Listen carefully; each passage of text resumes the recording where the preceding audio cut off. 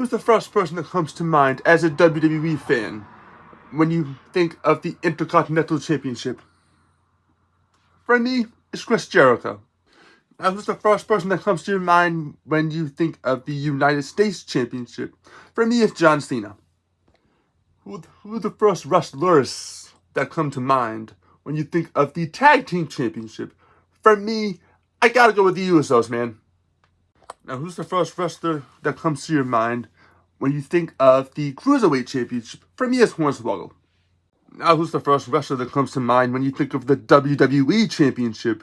For me, that would be Randy Orton.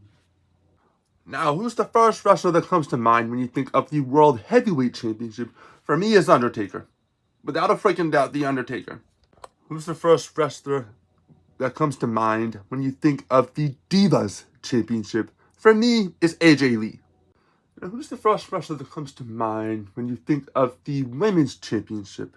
For me, that would be Rhea Ripley. Now, who's the first wrestler that comes to mind when you think of the ECW Championship? For me, that's probably going to be Mark Henry. Now, who's the first wrestler that comes to mind when you think of the Hardcore Championship? For me, it's Tommy Dreamer.